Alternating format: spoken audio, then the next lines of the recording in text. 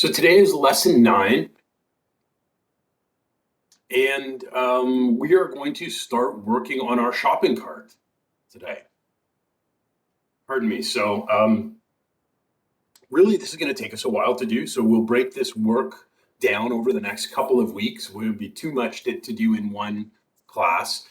So we sort of want to focus on the shopping part, add to cart, cart page, remove from cart. We want to do that stuff this week. And then next week, we can get into the checkout process. So I can give you some idea. If I open up, for example, the application from my Tuesday class, I can give you an idea of what we want to accomplish today and how this might look. So if you want to go ahead and open up your pet store, I'll open up mine in just a minute.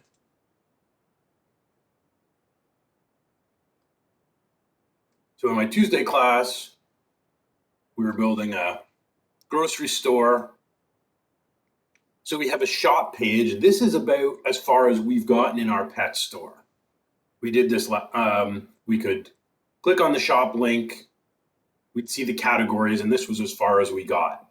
So what we want to do from here is be able to choose a category, get a list of products within this category, where we have the ability to add something to our cart.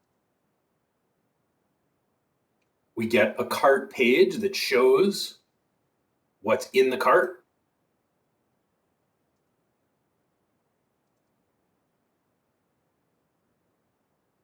And then we also want to be able to remove items from our cart. So this is kind of the goal of what we want to accomplish today in our pet store. Yeah, so the checkout, online payments, order receipt, all that stuff, that's going to be next week. So we want to get the add to cart, view cart, remove from cart functionality going for this week. So I'm going to open up our project.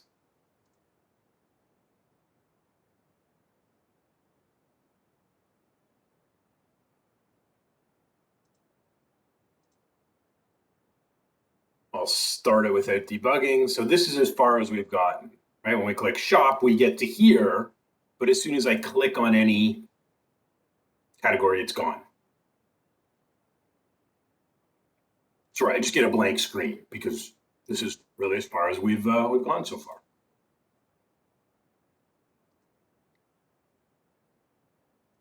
So how are we going to do this? We've already created our custom controller. We've got one method here. We've got an index method that populates this page, but then we don't have anything else. So we'll need to flesh out this shop by category method in view. We'll need an add to cart, a cart page, and a remove from cart. We're also going to look at, so we're going to want to filter query results with a where clause. So when I shop by category, I can see all the pets, but only the pets that belong to the category I clicked on. Right? If I click rodents, I only want to see rodents. I don't want to see dogs or birds or anything else. We're going to look at implementing a session variable, and we're going to use this so that we have a way of attaching the items in one shopping cart to a particular user.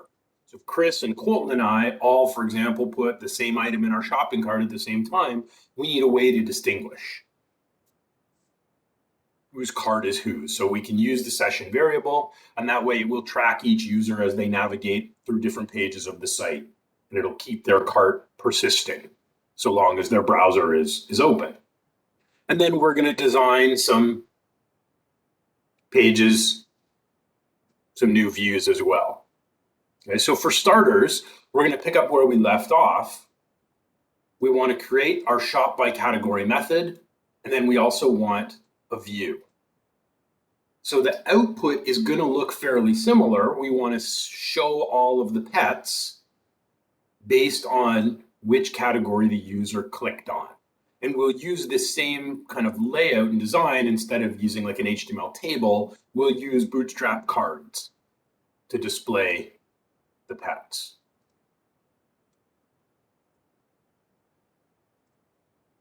So let's start in our shop controller that we created last week.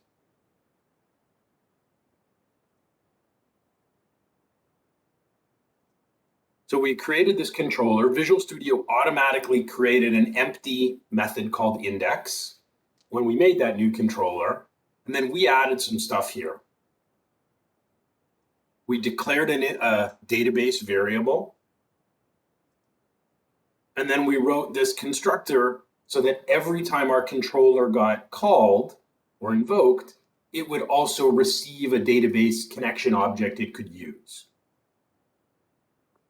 And then we wrote the 2 lines of code here in our index method to fetch the list of categories from our categories DB set.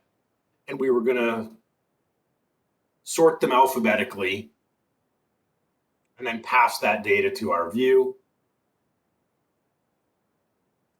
So that's what generates this page. So we want similar logic now on our shop by category page, but it's going to be slightly more complex. So let's set up a new get method at shop by category with some kind of category ID parameter. So we'll make a new method that returns an iAction result, and it's going to be called shop by category. And this method takes a parameter that's an integer called ID.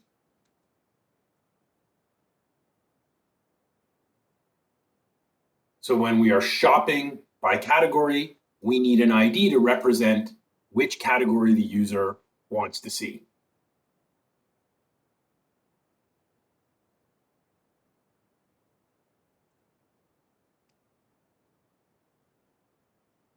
So we'll create a pets variable.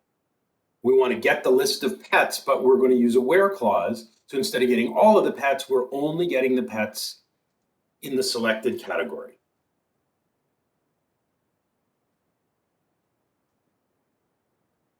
So we'll use our where clause this way, where our category ID is equal to our ID parameter.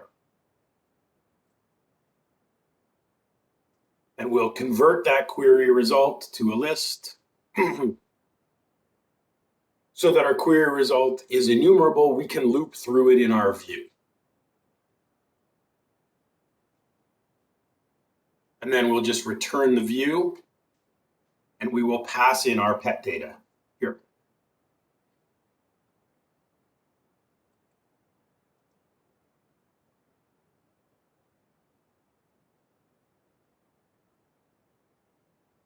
So we'll start here. We're probably going to make a few additions or changes here, but we'll just keep it really simple to start and see if we can at least click on a category and then get a list of the pets inside that category.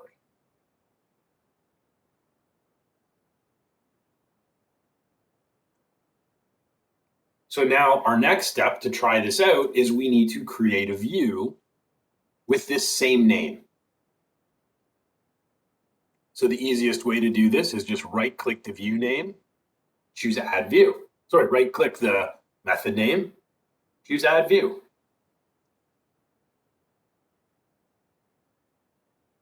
Pardon me. To keep it simple, we're just going to pick an empty view.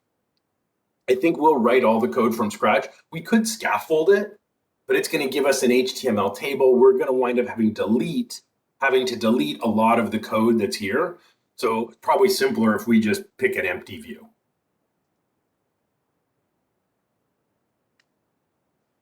And the view name, in camel case, it's going to match the method name. So we're just going to call it shop by category. So you can see the method name on line 29. I've used the exact same name here in the add new item dialog. So call it shop by category and click Add. So now we get this empty view. The first thing we need is to declare a model. What should we use for our model here? what type of data are we working with on this page?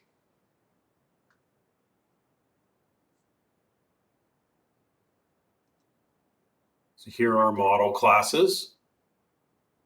Yep, that's right, Tushar. So we want the pet. And are we going to show one pet or are we going to show a list of pets?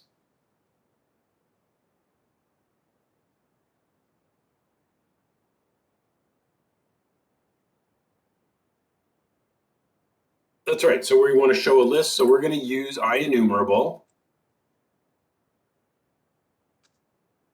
So we'll make a reference to positive pets dot models dot pet.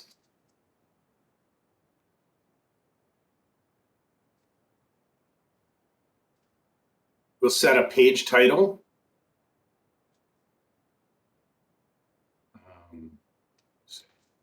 Pets.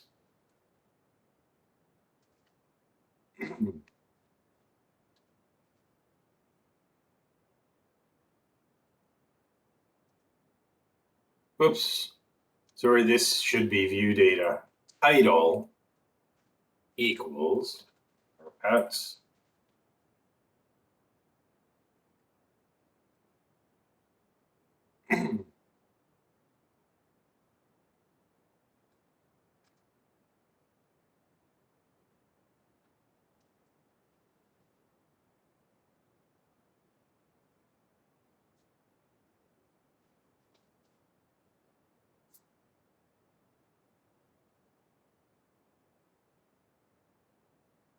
Actually, we'll give this a class of row and card group.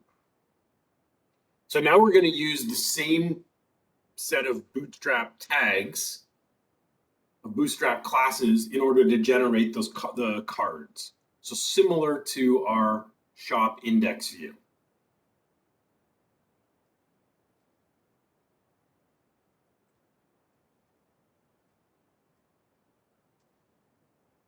So we want to loop through our model.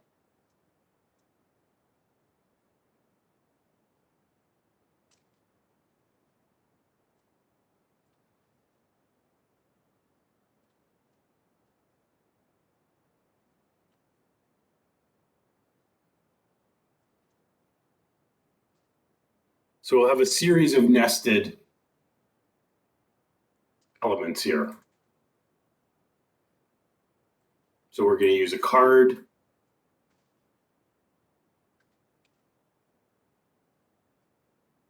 That'll be 100 pixels high.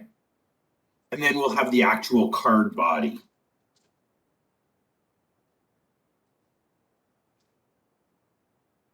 And in here, we'll just display, for starters, let's display the pet name. We'll start with this. So this should display cards that are 4 columns wide.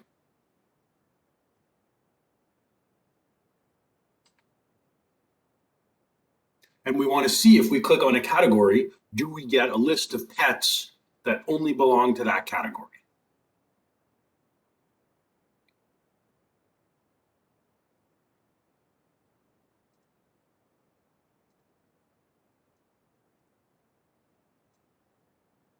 So let's see what we get here.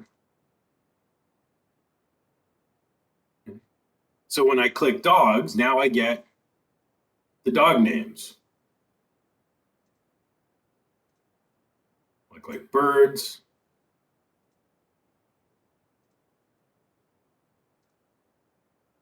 Don't have any reptiles.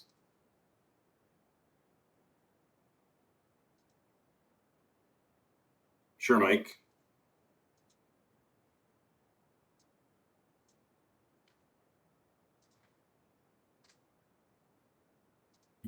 So it's quite similar to the query in the index method, but instead of getting categories, we're getting pets. We also might add an order by here as well. So I'll maybe break this up so it's a little more readable. If we want, we can add an order by here as well. So this is now going to display the pets in alphabetical order. So this is optional. You don't have to do this. But if we have a lot of pets, it's going to be easier to get moved through the list if it's alphabetized.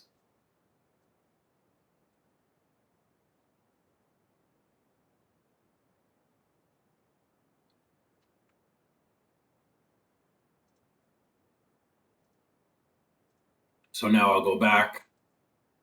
I'll try dogs again, and now they appear in alphabetical order, scrolling across the page and then down. So CFLALUS.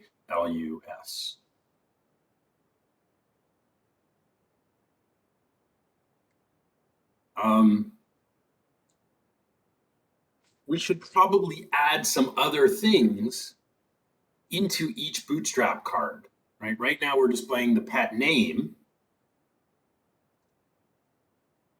But if we go and actually look at our pet model for a moment, we've got other fields here.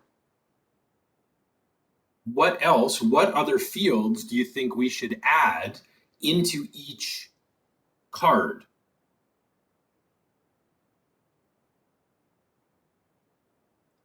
Which of these other properties should we be including besides just the pet name?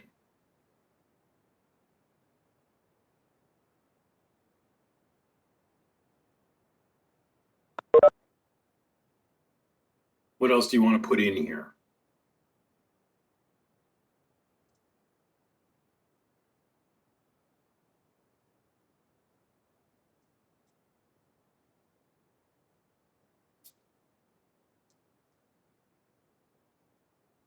Which pieces of information would a shopper need to see? Okay, the price. Colton, we will build a cart page. We're going to build that as a separate page. Yeah, okay. So I'm thinking the price, the age, and the image. That makes sense. So we can add those things in here. So maybe what we'll do, maybe we'll put the name in a heading. We use maybe an H5.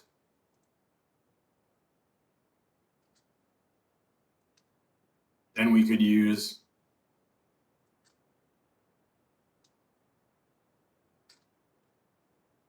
an H6. We can put in their age.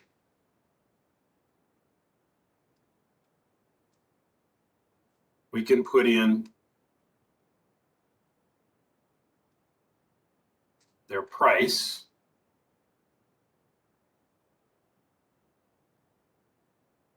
And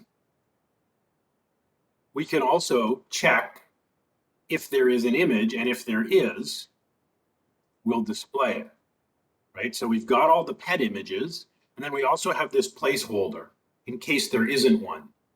So we could write a little bit of logic that says show the pet image where there is one, otherwise show our placeholder.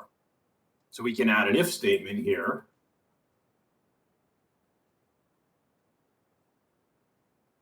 But if our photo isn't null, let's show it.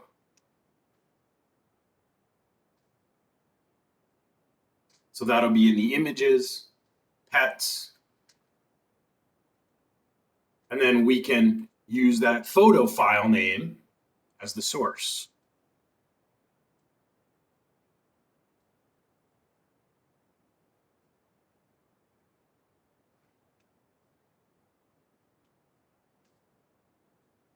And we'll set it thumbnail sized.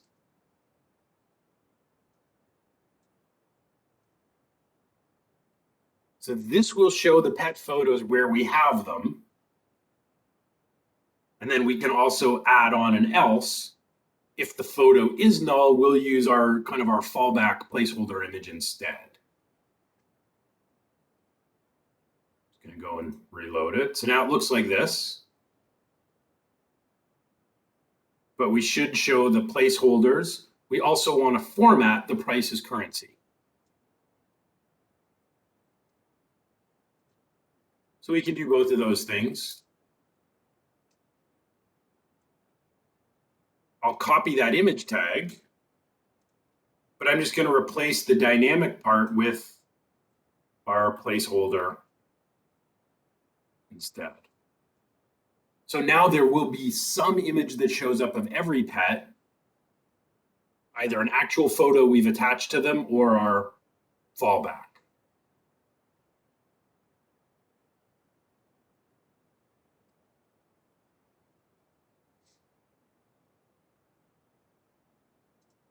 So now we get this look.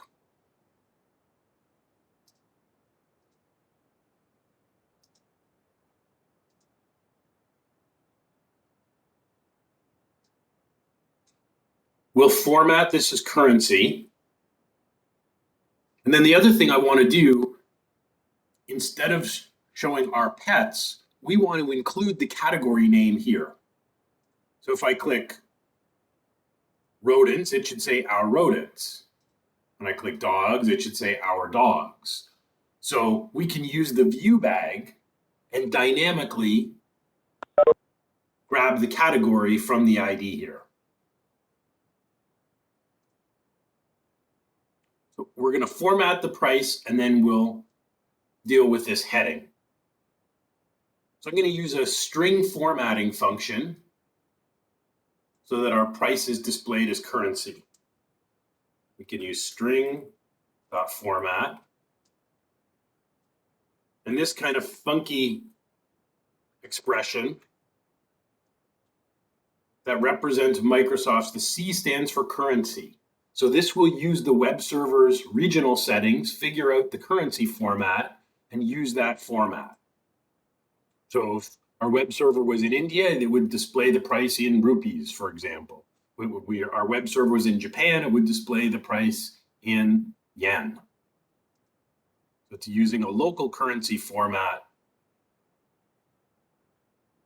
So we're going to wrap our pet price inside of that function.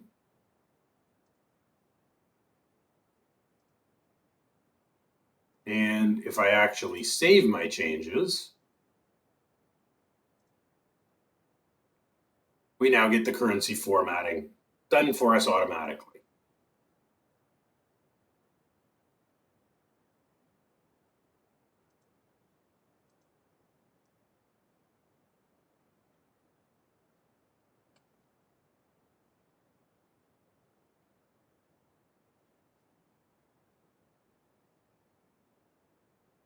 So we're going to make one change to the method where we want to fetch the category name.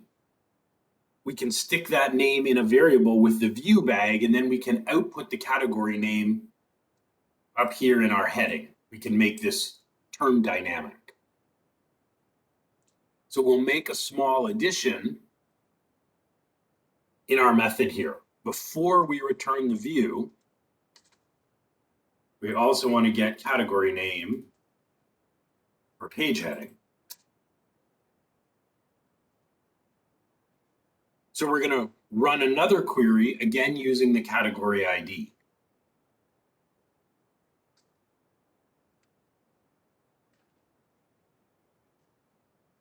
So we can call find when we're searching on the primary key.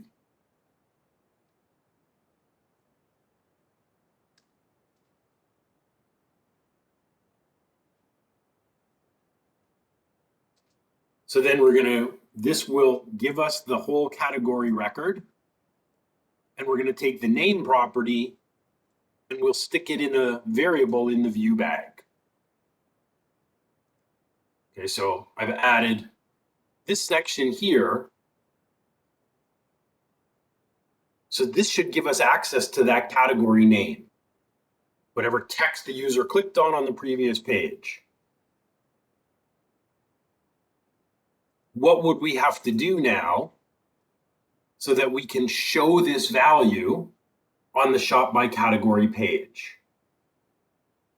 Right now we'll have it in code, but if I go back to my browser, we won't see anything different. It's going to look identical, right? So what should we do so that we can actually display the selected category on the page? How would we do it?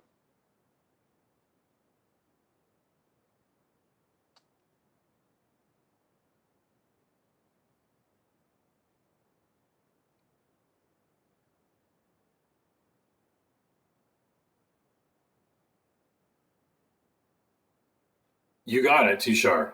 In the HTML, if I replace the word pets, I'm going to take that out in our H1, and I can just reference view bag. And we can output this category variable here. No problem, Kat. I didn't know how long it would go.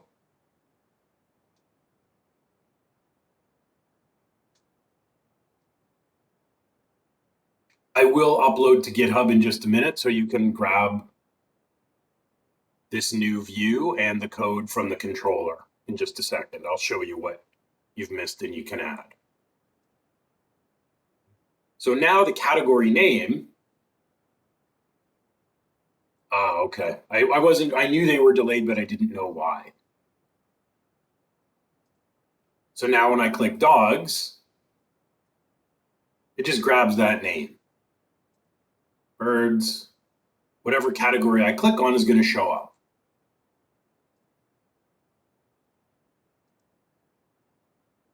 Okay, I'm going to push to Git right now.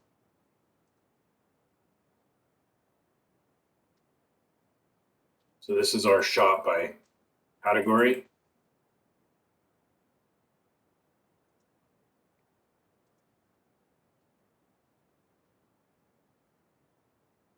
So I've pushed to Git right now. I will show you the two files. If you're a bit behind, I'll show you the two things that we have done. So in the shop controller, this whole method is new. The shop by category method that gets the list of pets and then also gets the category name for whichever category the user clicked on. And then it returns a view and passes that data to the view. The second new item is a new file, a new view, which is found in views and shop. It's the shop by category view that accepts a list of pets, displays the category name, and then in a loop, it displays a Bootstrap card that outputs information about each pet, the name, the age, the price, and the photo if there is one. So that is giving us this result we're looking at.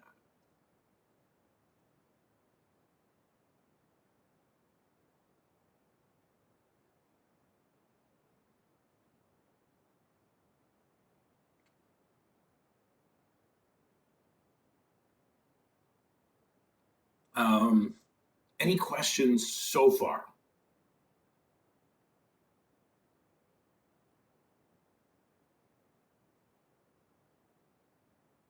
Are you confused? Are you lost?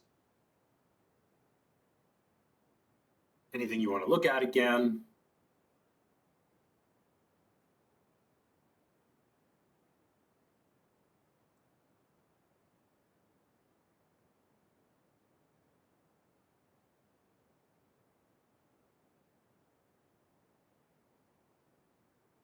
Okay, thank you for the feedback. So our next step is inside of each Bootstrap card, we're going to embed kind of a mini form.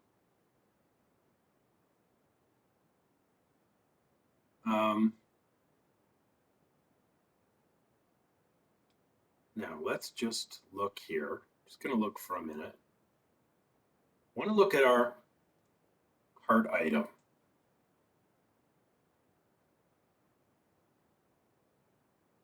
Okay. Now we added a field here for quantity when we're adding to cart, but I think we'll sort of ignore this. We're just going to hard code this to 1 because the pets are largely individuals, right? I can't buy 5 of these. We don't know, in a different kind of shopping cart, we might have, you could buy multiple of the same item. But in our pet store, these are really unique. So I think we'll just, for simplicity, we're just going to leave the quantity out. We'll just default it to 1, if that makes sense. Right? You can't buy 3 of the same dog. They're not cloned. So our form will be really even simpler. So I'm going to go back to the shop by category, and inside my card, we're going to embed a little form here. Our method will be post, and our action is going to be /shop. And we'll create an add to cart method.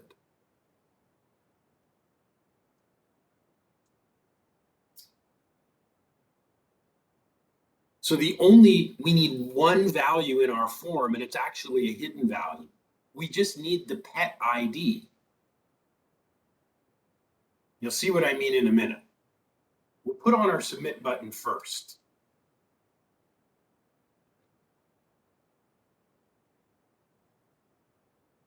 So we'll put on a button.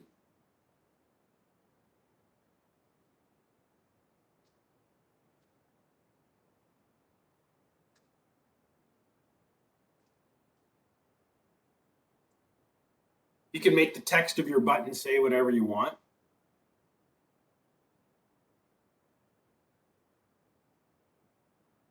You can say buy now, add to cart, whatever. So now it looks kind of like this. Right? So each card has a form. I think we'll maybe add a little margin to the top of the button. Now that I think about it, we'll do margin top, I don't know, 5 pixels. 7 pixels, probably better. Okay, 7's too much.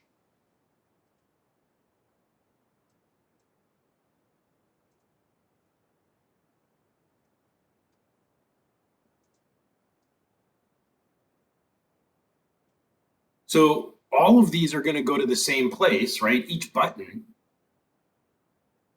So we need a way to determine which pet the user is clicking on. So there's a few different ways we could do it. But we need to provide the pet ID in the form. So when the button gets clicked and we call add to cart, we know which pet did they want.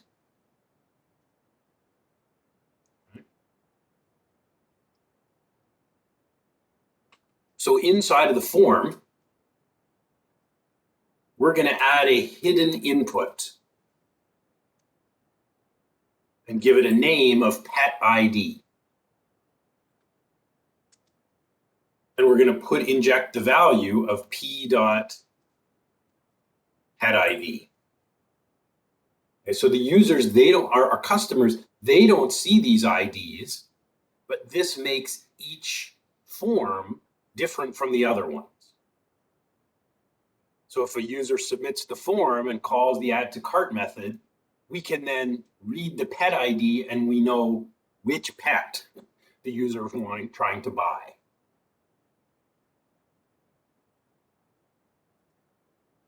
Okay, so if I go and look, now in each form,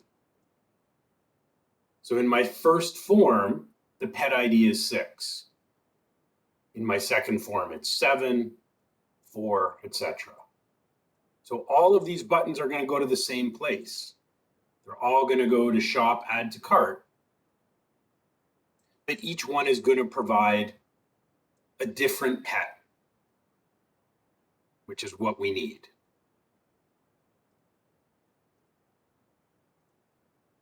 And so we've added this hidden input, and the name is important. We're going to use that Pascal case, pet ID. And our next step is going to be to write the add to cart method in our controller. And this method will have a parameter, an integer parameter called pet ID. So when we add to cart, we know which pet it is.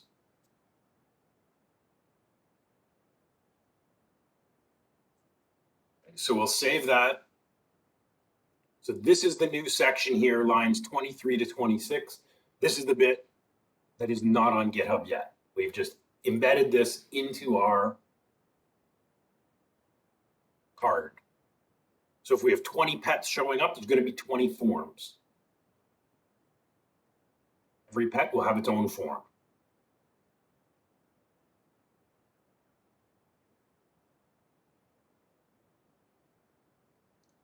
So now we can write the add to cart method. We don't need a view for this. The add to cart method, we want to add that item to the user's shopping cart. And then what could we do after? What should we show the user after they've put something in their cart? What, as a shopper on the site, what might you expect to see? What usually happens when you put something in your online shopping cart?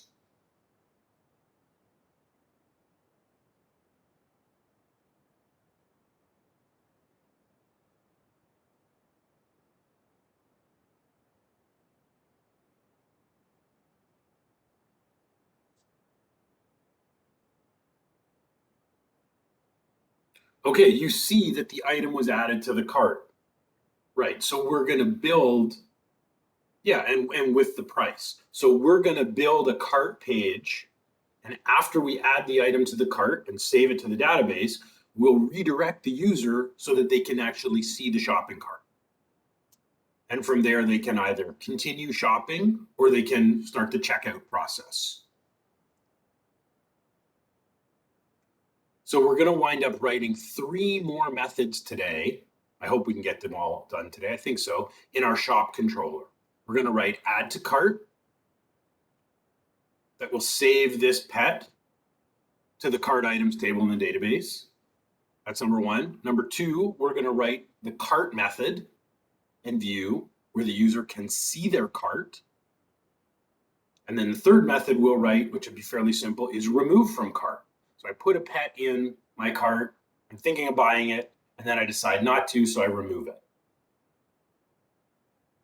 So we need 3 more methods. We're only going to need 1 view though. Add to cart and remove from cart, those are code only. Those are just interacting with the database, but we don't need a separate page for either of them. So let's go to our shop controller. We're going to set up a post method, which will be shop. We're going to define it with an HTTP post.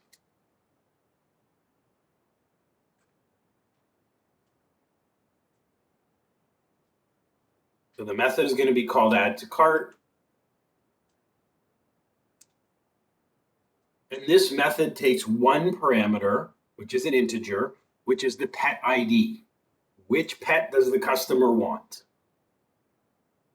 That's really the only piece of information we need to receive from our form. Our form's got 1 input field. Our method has 1 input parameter.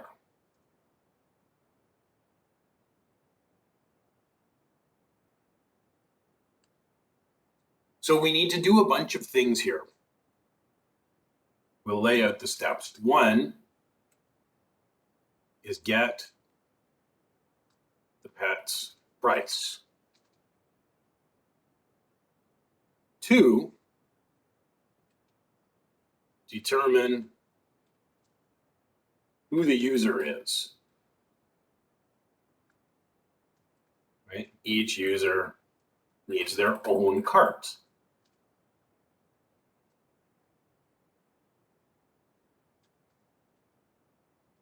And then we want to save to cart items table in the database and redirect to the cart page.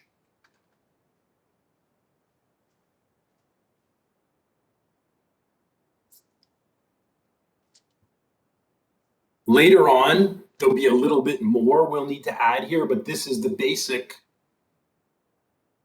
workflow we've got to work through here. Figure out how much this pet is. Figure out whose shopping cart this is. So if Tushar clicks add to cart, it only shows up in Tushar's cart. If I go and look at my cart, I shouldn't be able to see whatever Tushar's put in his cart. We want to save the item, save the pet to the cart items, and then we want to show the user their full shopping cart.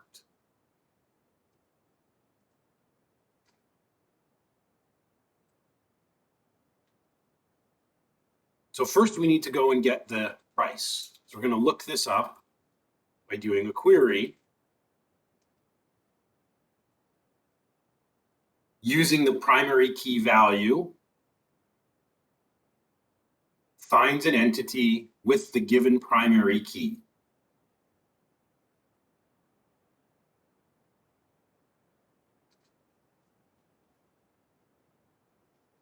So then we'll just store this in a local variable.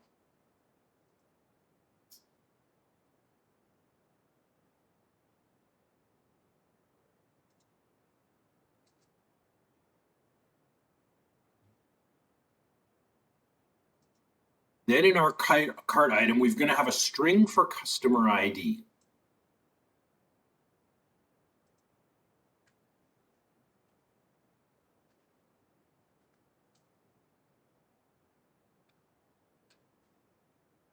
This part's going to be a little more complicated. So for starters, we're just going to hard code in a value. We'll change this after. Why is the customer a bit tricky? There's a few different scenarios here. What are some of the possibilities in terms of, or what's our challenge in terms of identifying who the customer is or who the user is?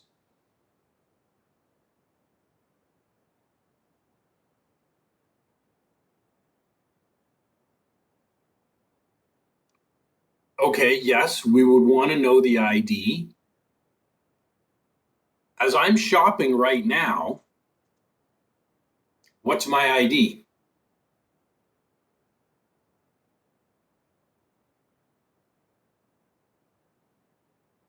If you look in my Firefox browser, does the site know who I am at this point? Yes or no? No, it doesn't. So I can, on this site, I can shop anonymously, right? I can come to the site. Well, let's think about how most websites work. Do most sites require you to log in to start the shopping process? Do you have to create an account and log in? Right, that's right, Ralph. And most sites, you'll have to register and log in to do the checkout, but most sites let you shop anonymously. Why would that be? Let's maybe go to, why would they allow me to shop anonymously? Most sites are going to allow us to do this, right? So I'm anonymous here. I don't have an account.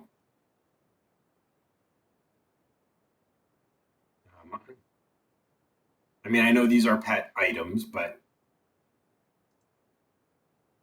I can go in, I can shop around here. I can look at products. So what's the reason that most sites will allow you to shop without logging in?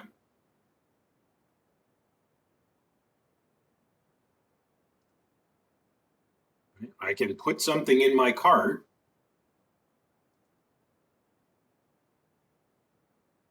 Right? I've got it in my cart here.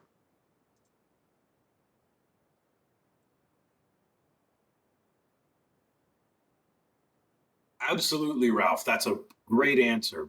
The user will want to make sure, users will want to make sure that they want to see what's in the store before they're going to spend the time to give that store their personal information. So it's much more user-friendly, right? Any e-commerce sites that require you to register and log in to even browse the store, they're probably not going to have very many customers. It's too much work.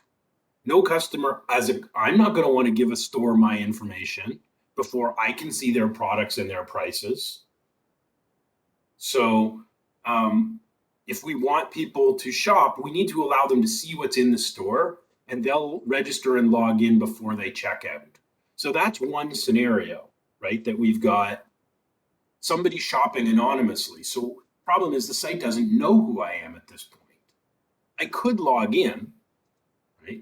If I choose to log into the site, I have a customer account we created several weeks ago. That would be easier because then the store can attach, it can attach the items in my cart to my email address.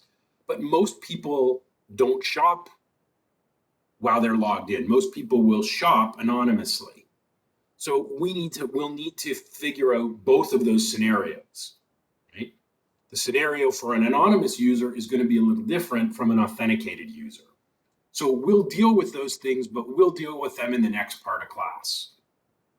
For now, we'll just keep it simple, and we'll just hard code in an identifier. We'll come back and modify this after.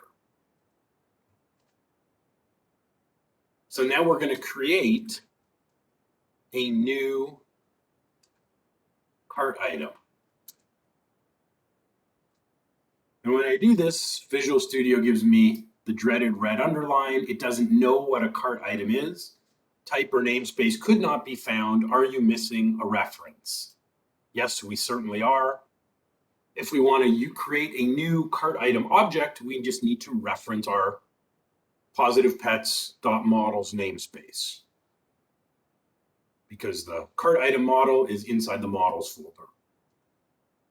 So we add that reference. My red underline goes away. The black text on cart item turns blue. If you scroll up to the top, we'll now see a reference to the models namespace here. So now we want to populate the properties of our cart item. So our pet ID is going to be equal to the pet ID parameter. Whatever comes from our form. We'll hard code the quantity as 1. We probably didn't even really need quantity in this case. Our price, we're calculating here on line 50, right? We're looking up this pet, and we're setting a variable equal to whatever the price is. And then we've also got a customer ID. It's going to be equal to our customer ID variable. Again, we'll add some more logic in the next part of class to actually identify the customer. For now, we just want to see if we could actually save something to the database. So now we would call context.cartitems.add, and we'll add our new object that we're creating here. So create the object and populate the properties, add it to our DB set, and then we call save changes. This will actually commit that new object to the database. So it will run like an insert command on our cart items table. And then lastly, we have to return something. So we are going to return a redirect. We're going to call a method. We haven't built it yet, but we're going to call a method called cart. So we'll redirect. Cart will go and fetch all the items in that user shopping cart and display them in a view. We'll do that in the next part of class. So we should be able to try this. I'll leave the code up. So there's our add to cart method. We'll take a break in a moment, but I just want to give this a quick try, see if it works. So to check if it works, the other thing that will be useful is to connect to our database in Management Studio, so we can try our add to cart method, and then we can look in the database and see if there's anything there. Did anything actually get saved?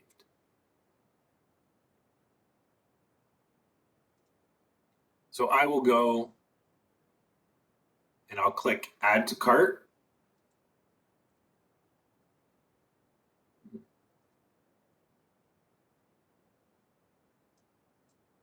Start my server again.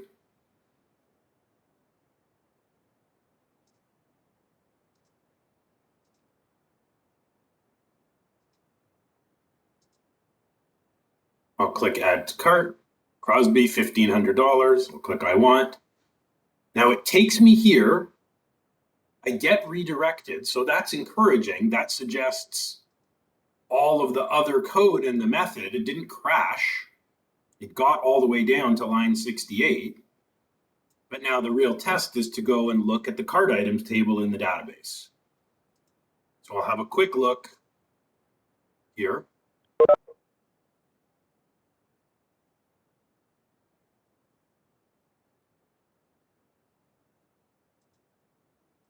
I'll connect to my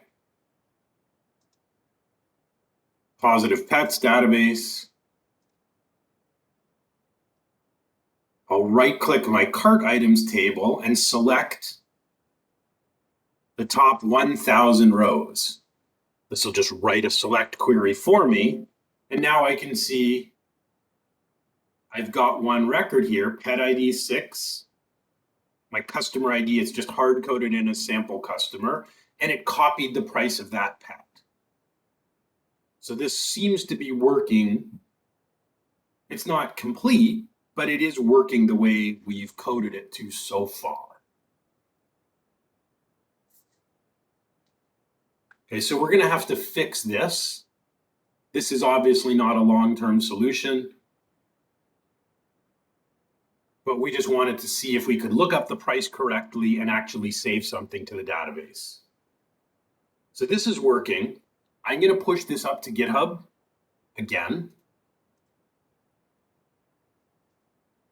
So this will be our initial add to cart with hard-coded customer ID.